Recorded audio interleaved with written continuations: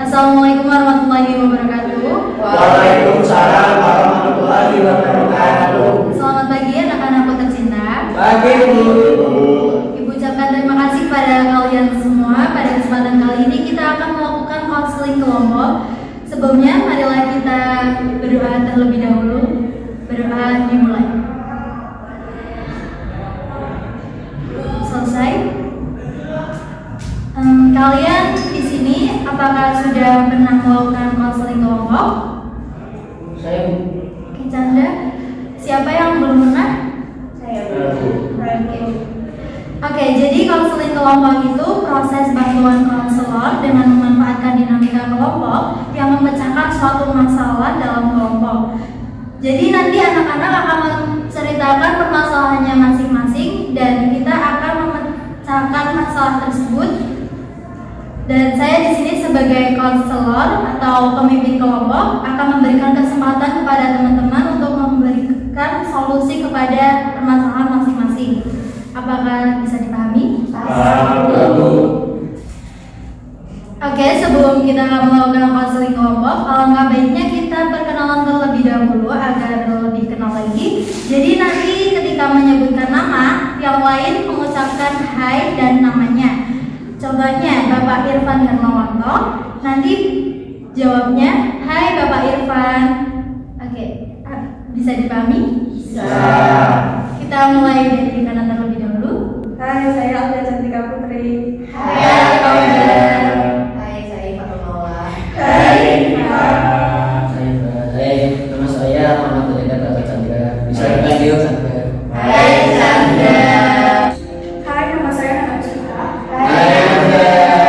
Nama saya Rasul Islami. Hai Risma. Halo, nama saya Muhammad Zegrobi. Hai Rogi. Nama saya Siani Musnadi. Hai Setia. Oke, sudah perkenalan semua ya. Dan Baiklah, selanjutnya kita di sini akan melakukan konseling kelompok. Tapi sebelumnya, apa kalian tahu apa itu konseling kelompok? Tidak tahu. Dan apa kalian sudah pernah mengikuti konseling kelompok? saya juga sudah. Baiklah, kalau begitu coba kalian jelaskan apa itu konseling kelompok. Kalau menurut saya, konseling kelompok itu suatu kelompok yang membahas tentang permasalahan seseorang dalam suatu kelompok tersebut. Iya, ada benar. Saya ada pertanyaan Bu. Jadi gunanya kita melakukan konseling kelompok itu apa sih Bu? Baiklah anak-anak, sebelum pertanyaan kalian lebih lanjut lagi, Ibu akan menjelaskan apa itu konseling kelompok. Tapi sebelumnya tadi sudah bagus ya apa yang sudah dijelaskan oleh Nanda. Jadi konseling kelompok adalah salah satu kegiatan yang ada di dalam bimbingan konseling, yang mana di dalamnya terdapat pemimpin kelompok dan anggota kelompok. Di sini Ibu akan sebagai pemimpin kelompok dan kalian sebagai anggota kelompok. Kenapa kita perlu adakan konseling kelompok ini? Sekaligus menjawab pertanyaan dari Ibu tadi ya. Kita melakukan konseling kelompok ini bertujuan untuk meningkatkan kemampuan kalian dalam bersosialisasi dengan teman, meningkatkan keterampilan dalam berkomunikasi, meningkatkan kepercayaan diri kalian dalam menyampaikan pendapat tentunya, dan mampu memecahkan suatu permasalahan yang ada dalam kelompok tersebut. Dan di dalam konseling kelompok ini terdapat asas-asas yang paling utama yaitu kerahasiaan. Jadi masalah yang ada di dalam kelompok ini bersifat rahasia, tidak boleh menceritakan kepada orang lain. Kemudian ada kesukarelaan dan kegiatan. Oh, jadi yang kita bahas ini rahasia ya Bu? Iya, betul sekali. Maka di semua yang ada di sini, jadi tidak boleh bocorin cerita yang ada di sini ya. Iya Bu. Ya Bu. Oke, sebelumnya yang ada di sini apakah ada yang ingin ditanyakan mengenai konseling kelompok? Tidak Bu, kami sudah paham. Oke, bagus. Jadi bisa kita mulai. Kita mulai dari kanan terlebih dahulu. Ayo Alda. Saya punya masalah belajar Bu, apalagi saya dari kelas IPA. Saya diharuskan untuk bisa menghafal rumus dan lain sebagainya. Oh iya Alda, jadi punya masalah yaitu sulit menghafal saat belajar ya. Selanjutnya siapa lagi? Saya punya masalah dalam mengatur waktu. Biasanya saya mengerjakan tugas itu malam sebelum dikumpulkan.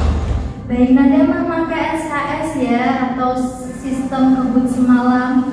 Baik, yang lain? Bu, kalau saya hanya belajar waktu mau ujian saja, Bu. Oh, berarti hampir sama dengan Anda ya? Iya, Bu.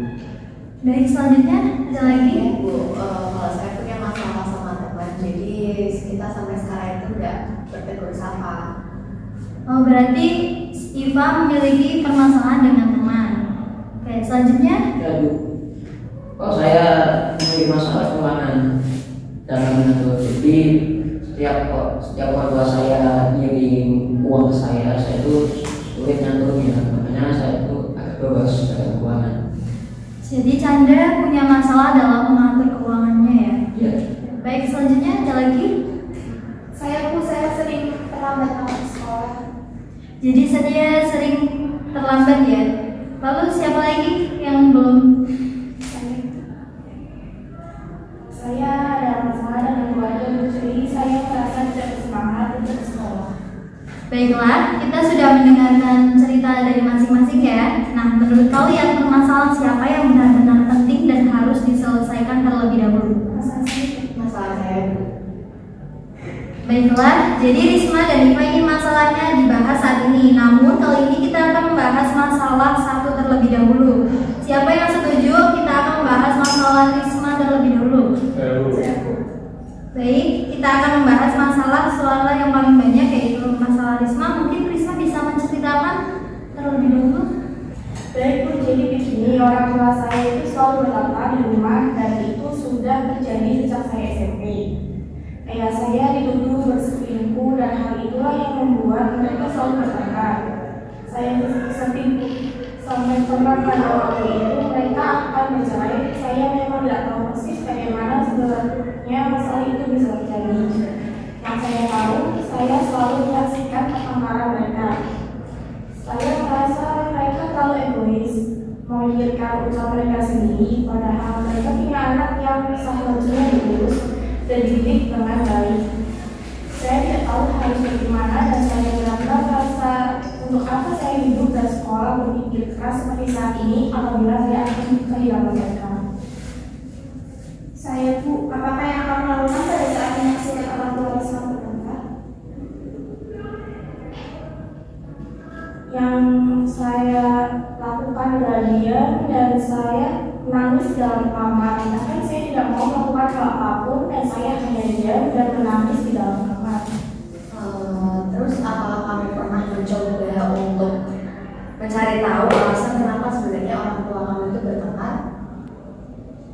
Yang saya ingat pertama kali itu karena ayah saya dituduh dengan berselingkuh, tapi ternyata seiringnya berjalannya waktu bahwa apa yang dituduhkan itu tidak benar, lalu bertengkar lagi dan lagi. Dan pada saat itu beberapa masalah yang pernah menjadi perdebatan itu dibahas lagi. Terkadang masalah keuangan juga menjadi masalah mereka menjadi bertengkar. Ya, tadi sudah jelas ya bahwa permasalahannya Risma ini karena adanya kesalahpahaman, kemudian keuangan, dan selalu membahas permasalahan yang ada di masa lalu ya. Lalu Risma pernah mencoba untuk mengingatkan mereka apa tidak? Sudah, tapi tetap saja mereka selalu seperti itu sampai rasanya saya mau mati saja kalau saya terus berhadapan dengan orang-orang seperti mereka. Baik, kalau begitu kepada teman-teman yang lain, apakah ada solusi atau jalan terbaik untuk Risma supaya hubungan orang tuanya bisa membaik dan tidak mengganggu belajar Risma itu sendiri? Menurut saya dengan berbicara baik-baik kepada orang tua Risma tentang apa yang dirasakan Risma sewaktu mereka berdua berteman.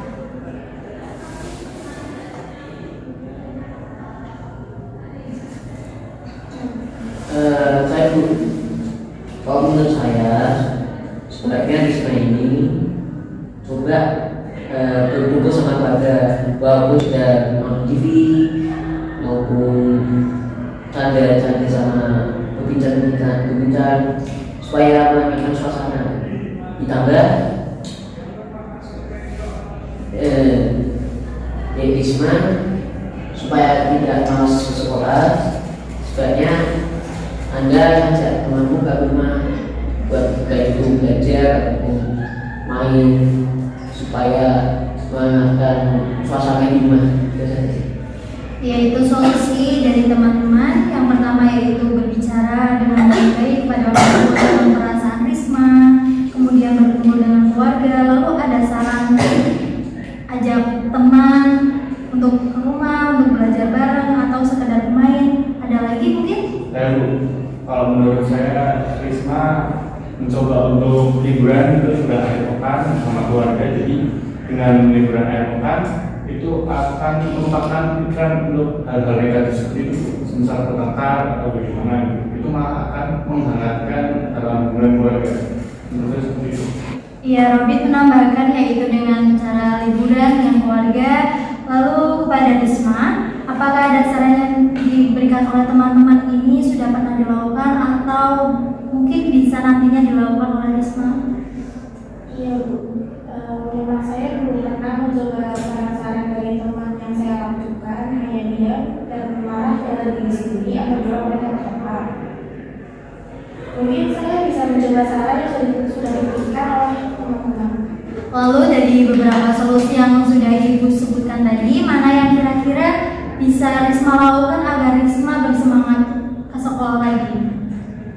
Mungkin saya akan memilih saran dari Robin dulu, karena saya pikir itu harus saya lakukan lebih dulu, baru setelah itu saran-saran yang lain mungkin bisa saya lakukan. Baiklah, kalau begitu keputusan yang Risma ambil, Ibu dan teman-teman di sini berharap semoga masalah yang dialami oleh Risma ini dapat terselesaikan dan tidak berkelanjutan, dan tidak perlu lagi Risma merasa malas atau tidak bersemangat bersekolah, ya. Iya Bu, saya berterima kasih untuk Ibu dan teman-teman karena sudah mau membantu menyelesaikan permasalahan saya.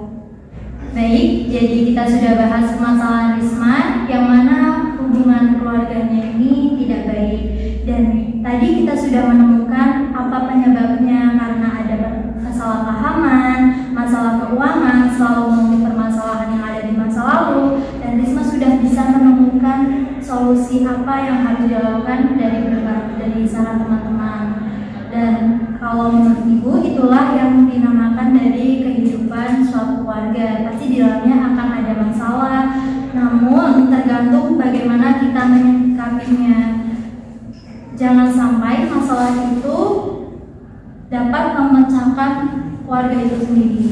Ibu harap apabila di antara kalian memiliki masalah seperti yang dialami oleh Risma ini, kalian bisa menyikapinya dengan baik. Baik, Ibu rasa kegiatan konseling kelompok kita hari ini kita cukupkan. Marilah kita akhiri kegiatan ini dengan berdoa menurut keyakinan masing-masing. Berdoa, mulai.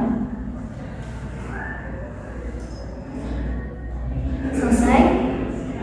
Ibu ucapkan terima kasih. Selamat melanjutkan aktivitasnya masing-masing. Wassalamualaikum warahmatullahi wabarakatuh. Waalaikumsalam.